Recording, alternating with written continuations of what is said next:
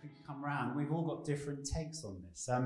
Debs, where are you coming at to this subject and your sense of mindful eating? Tell us about who you are and so therefore where your approach is to this.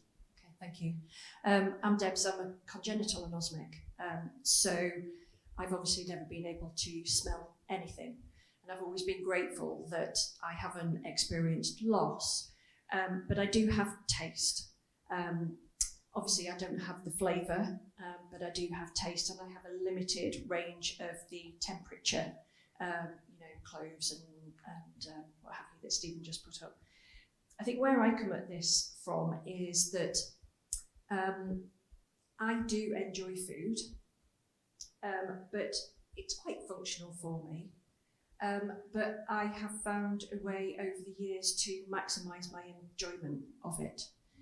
And so that's really where I come from. There's also obviously a safety aspect around food and how we make sure that we stay safe and things like that. But for me, yes, it's very important, but it's more about how we can maximise, enhance, augment, was the word that Stephen used, our enjoyment of food, despite the loss. Thank you. Becca, introduce yourself.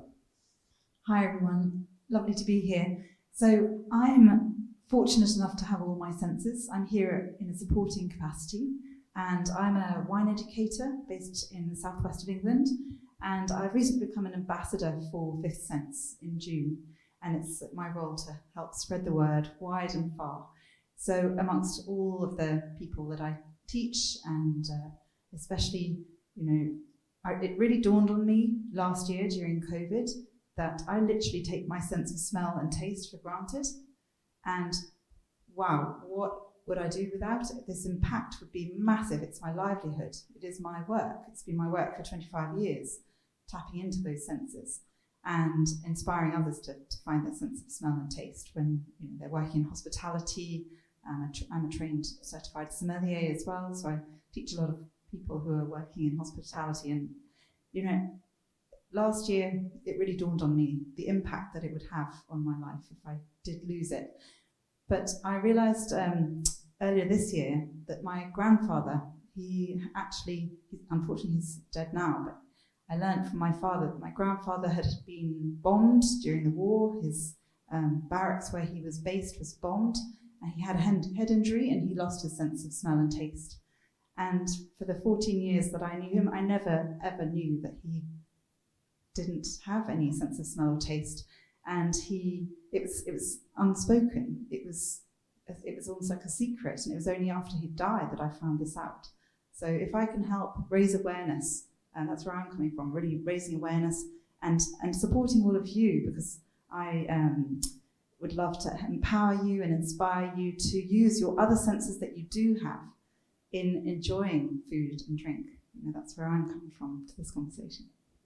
So Becca is the latest Fifth Sense ambassador to join on. Becca and I are actually, Becca came here to Fifth Sense independently, but we are actually friends. We met each other working. I had a great job for a while taking people on wine tours, that I'd do the practical bit and Becca would do the wine tasting bit. And that was about 15 years ago, I think we worked out recently. Wow. Now, if I can tell you one thing very briefly about Becca, I haven't told you I was going to say this, but a while ago I had an operation with Professor P over here. And the night before, I did something I don't often do, is I put something on Facebook saying, I'm about to have an operation, it could be a really big thing, this is why I'm having it, I'm feeling kind of scared and hopeful and all this stuff mixed up. And Becca put on a comment which for me qualifies to be here above all else, which she said, I'm not sure if you remember, but she said, well, I never realised in all of those things we were doing together that you were having a different taste experience to me. And I just thought that was the most perfect thing to say, rather than loss or less than, but it was like you're having a different that's to me. So I thank you for that, and that's really stayed with me ever since. So, Duncan, what's your take on this subject? Okay, thank you. Yeah, I am. Hi everybody. I'm the founder and chair of the charity, and I lost my sense of smell following a head injury back in 2005 when I was 22, and I was in hospital for a week. I came out of hospital, and it was when I was eating the first meal that I'd had since the accident that I realised I couldn't smell, and as I thought then, taste. And that for me was the biggest and most obvious impact. certainly the weeks and months that followed. And this sort of feeling of, loss and disappointment when I ate. But at the same time, having always been quite a stubborn individual, I was also determined that this was not going to stop me from enjoying food and drink. That it might take time to get used to, and it did. But I was, I was not going to allow it to prevent me from going out for meals, from cooking, from enjoying food with friends and family. And listen, I love food. I love cooking. Really enjoy cooking for families and friends. And a bit like as you just said, Tom. It's more that my experience is, I wouldn't say lesser. It's that it's different. And what really changed for me was when I started to learn about smell loss back in 2011, 2012. And I started learning about the role that all our senses play in the eating experience. And that to me was transformational. And I started to learn that I can still taste the sweet, sour, salty, bitter, and umami, and I can still experience other, what the other senses bring. And to me, that was a really powerful toolkit, and that's almost increased my passion and enjoyment of food. So, this is a broad subject here, and roughly what we're going to go through in this discussion together, and we'll sort of open it up for comments and thoughts as well throughout this discussion, is to think around, we'll have a quick chat about what we mean by mindful eating. I've got a starting point for that we can build on a little bit. We're going to touch on as well what gets in the way, because that's a really big issue here. We've got lots of information available to us while we eat, but often we sort of block it or don't notice it. And then we'll sort of pass around any extra tips and open up for any tips that you have about what's really helped you to be more mindfully eating as well. So mindful eating, let's sort of build on this. That sort of basic definition, I'd say it's about choice of where we put our attention when we're eating. Debs, I'm not sure if you mentioned it, but your extra role is around mindfulness. So this is your subject area. Yeah, it is. And I have a very practical approach to mindfulness. So mindfulness to me is about how you can really pay attention to what you're doing. And for me, it starts actually before the food is on your plate, about how you can be mindful in what you choose to eat, how you can be mindful about what you put together, and in the preparation of that. Because very often what people will say is, I really love cooking and I really miss the experience of cooking. So for me, it's as much about how can you enhance that experience, not so that it's the same as it used to be, but so that it can be better than it is now.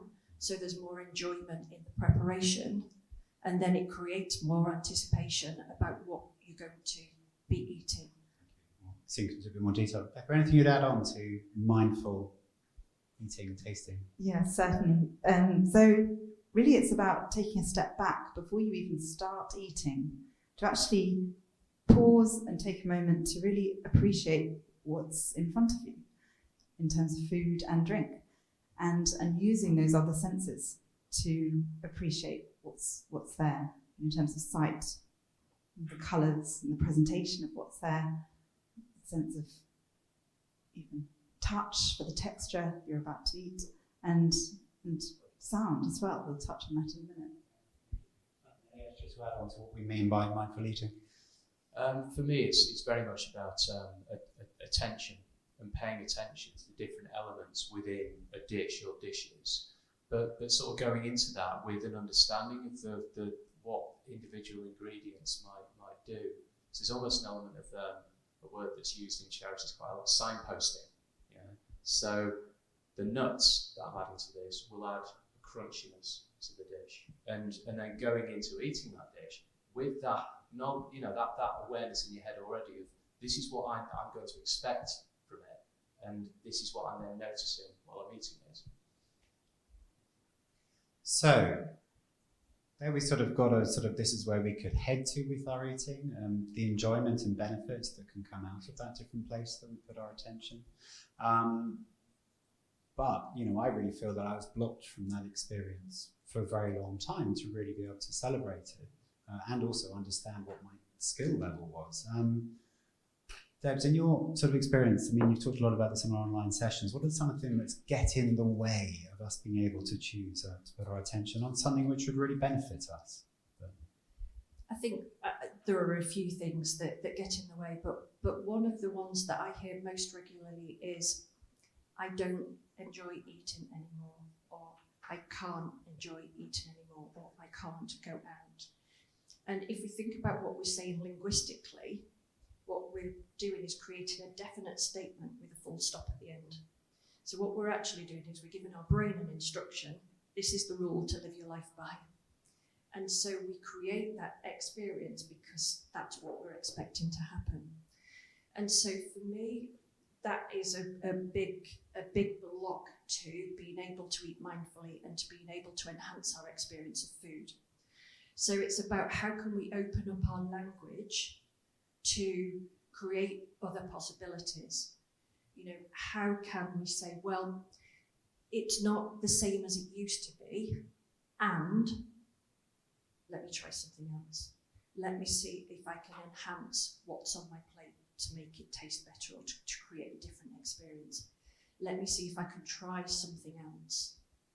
Let me see if I can do something else completely to change that experience. So it's about opening up our mind, our language to the possibility that it's not going to be the same as it was before, but it could be different from what it is now. And I think it starts with actually how we're using the language and what we're telling ourselves in that process. And that word you said, "and," is so important. I've experienced that in different parts of my life. And I talked to a friend a while ago who had experienced an enormous grief in his life. And then while that grief was still continuing, opened up a new chapter with enormous happiness. And so it's not that one has to stop before the other starts. Yeah, I think that's the important thing actually, because the possibility of something different doesn't in any way diminish what your experience is right now. And I think that's so important when we talk about the impact of smell and taste disorders. It has a huge impact, and it has a huge impact on mental health, as we know and as we've talked about before.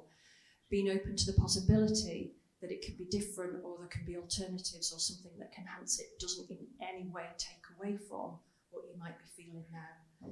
Again, if we go back to what we're kind of doing linguistically, that thing about "and," what we're doing is we're not creating a full stop at the end of that sentence. It's not an instruction, it's a comma with something that follows. So this exists right now, and there's another possibility. So it just opens us up to there being something more than what we've got. Ring true with your experience? Yeah, absolutely. And I think building on what Debs has just been saying, for me, there's it's about focus. And one of the blockers can be the focus on what I'm missing.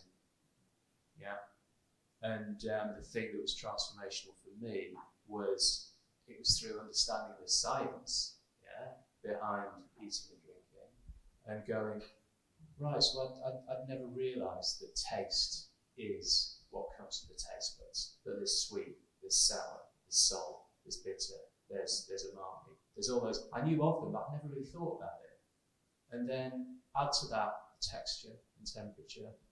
So it was this move towards focusing on what I can appreciate and moving away from and sort of forgetting almost about the sense of loss, the sense of what I'm missing.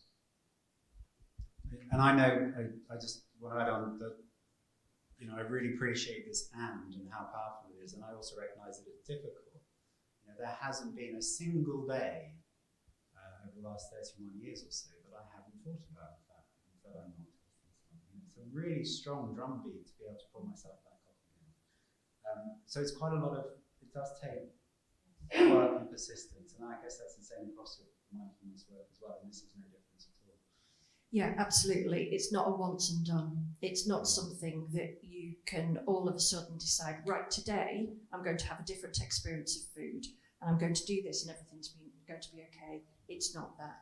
Because, of course, if you try some nuts or something on your food and that doesn't enhance your experience and you're expecting that to be the magic wand that changes it, then all that will happen is you'll say, well, that didn't work, nothing will work, and it closes down again.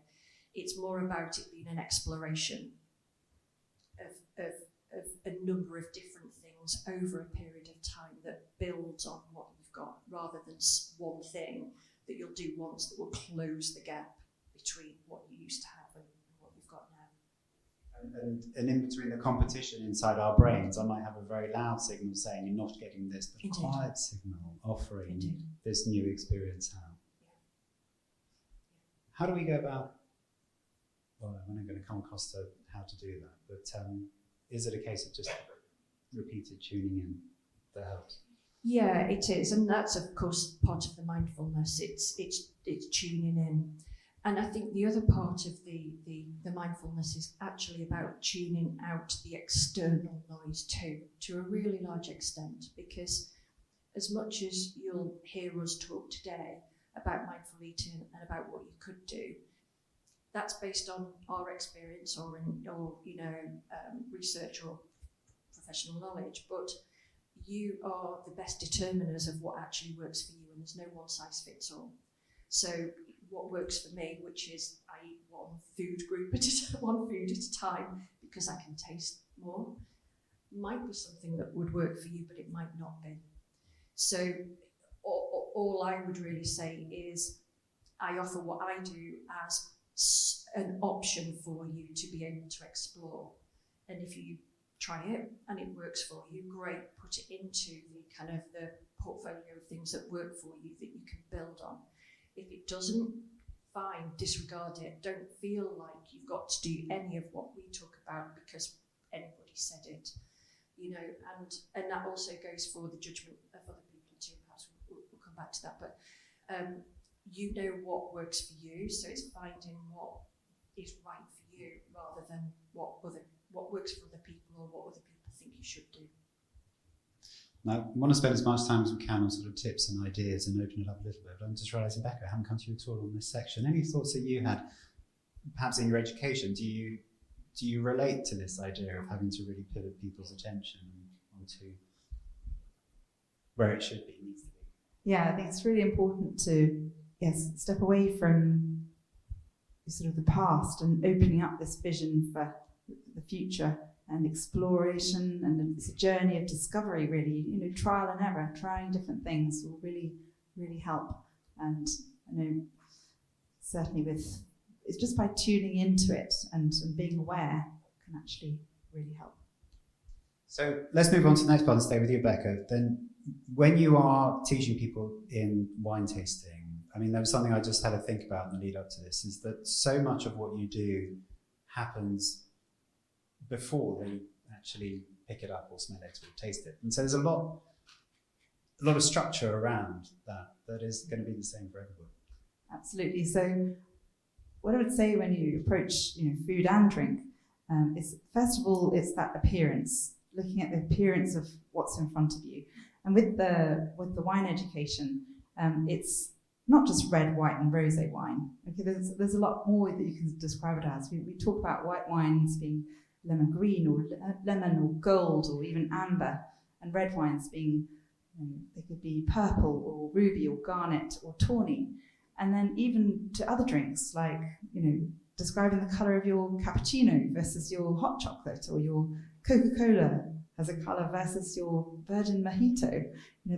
It's just tuning into the colour of what's in front of you, not only with drink, but also with food.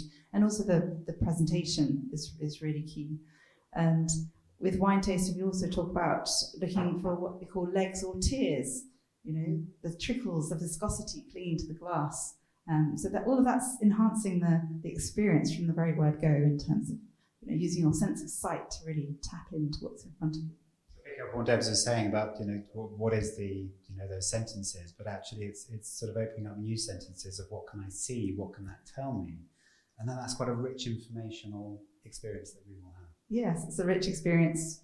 It enhances the whole experience for your brain. It's sending nice triggers even before you put anything into your mouth, or even before you've approached it. So then coming on to obviously texture, which Duncan mentioned. We'd love to explore that too. So just the texture is so key in terms of the viscosity of something. Think of semi-skimmed milk versus regular milk through to cream or even custard, there's a different actual texture to all of those things, viscosity to them. Talk about adding nuts and things to your food. There's a crunch there. You've got crisps, there's a crunch. And even raw food versus cooked food. There's a whole area of texture that you can explore. And same with the drinks as well. I mean, for example, a still wine versus a sparkling wine, and the fizz, the bubbles on the tongue. With my students, I'm talking about, we call it the mousse. When you have a sparkling wine, it's the texture of the bubbles on your tongue. Is it a delicate mousse or a creamy mousse or an aggressive mousse that kind of almost like Coca-Cola, it almost the bubbles attack your tongue. So just really tapping into the textures of what's going on the palate. And in addition to that, thinking about temperature. Talked about chemesthesis and the triggers from things like mint that are cool or chili that are really hot and fiery and burning on the tongue. But also thinking about, I realised when you asked me, Tom, to keep a diary for a week of what I was experiencing and mindfully eating, I suddenly realised in that very first mouthful that I can hear myself eating. So I'm suddenly tapping into sound. Put some crisps in your mouth and there's a crunch. That also sends a signal to the brain. It's a pleasurable experience, tapping into all of that. Interesting. I'm a bit worried about asking this question, but can you give us a 30-second view on tannins in red wine? Because it's a very complex area. No, so tannins is very simple. Has anyone ever had a cup of tea and you've left the tea bag in too long, right? And there's a real, almost like a mouth drying sensation. So whether you can or can't taste it, that bitter taste, one of the 5 basic tastes, there's also a drying sensation on the gums and in your mouth. But you get that tannin in red wines as well. It comes from the skins of the black grapes, and it's an anthocyanin, one of the actual compounds in the grape skins. But tannin, depending on the grape variety, there are some grape varieties that have thin skins, some that have thick skins, and some will give more tannin or less. So it might be interesting for you to explore whether certain different things give you that different astringency, that different mouth drying sensation. So it was one thing I did. I don't know if we were together on that one. It was in Spain, but it was did a vertical tasting once. You take a wine from the same place for different years and just see how that mouth sensation of the tannins changes according to how old they are. Duncan, how to? For you, what are your key ways to mindfully eat? I've got one word that's really, really important, and that word is contrast, right? Because as human beings, our brains are wired to notice differences in things and apply that to all the different elements we've been talking about, all the different sort of sensory inputs, and look out for, so pay attention to contrasts between them. And when you're cooking, preparing a meal, create contrasts. So crunchy and creamy together in terms of contrasting textures. Hot and cold in terms of temperature. So as I'm sure, many people have met in here know, I'm very fond of Indian food, love curry, and hot spicy curry with a ice cold bowl of yogurt next to it. So you've got the creaminess of the yogurt and the sourness and the temperature, the coolness of it, contrasting with the fresh out the oven heat, spiciness and richness of, say, the chicken or lamb curry. So I think looking out for those sort of boundaries and those differences between different ingredients, different elements within a dish. And you know what, I think things like Moroccan food, or I think about when we've been out for dinner before, and Temper in London, and having lots of different dishes that contain lots of different elements, and just how much you can get from that, because there's just so much going on, all these different differences. Debs, your go-tos? Well, I think what I would add to that conversation is about finding the language around your new experience, because if you listen to what Duncan said then, he was very expressive. There was a lot of language around his experience of food.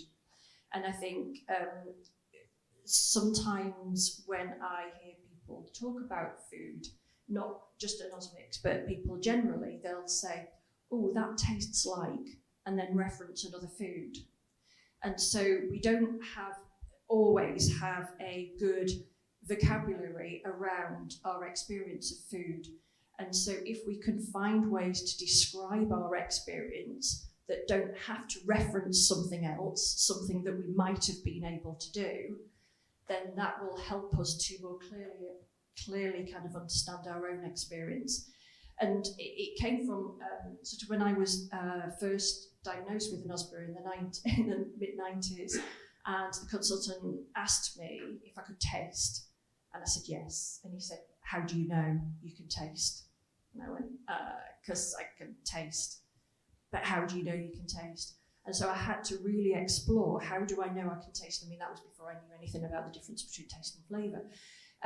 But I had to really explore, how do I know I can taste? What is it about my experience that lets me know I'm tasting rather than something else?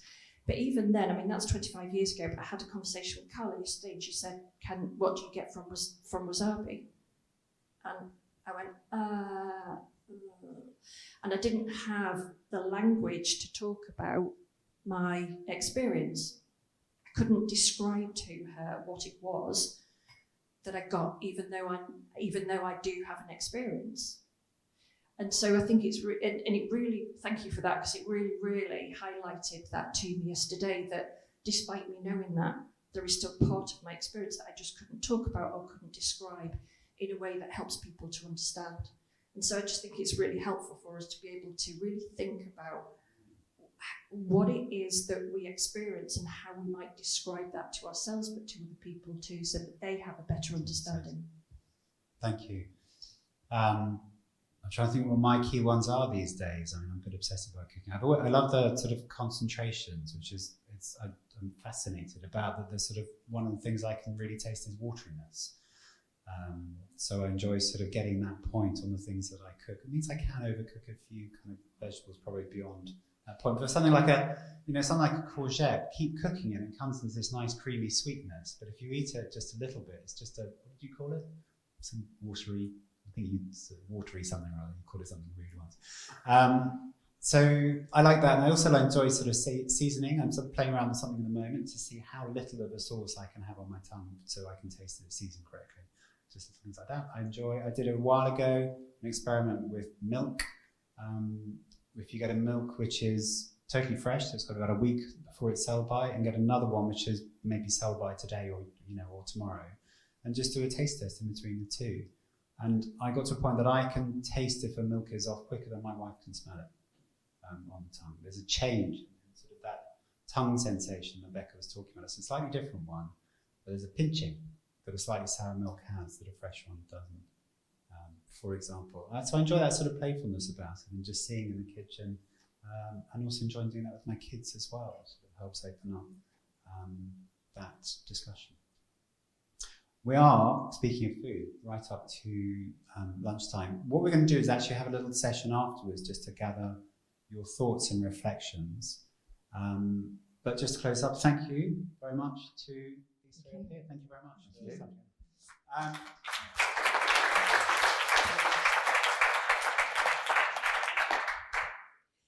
Okay, so again, one of the things that we often hear is that people don't enjoy eating out after, when they've got an osmia.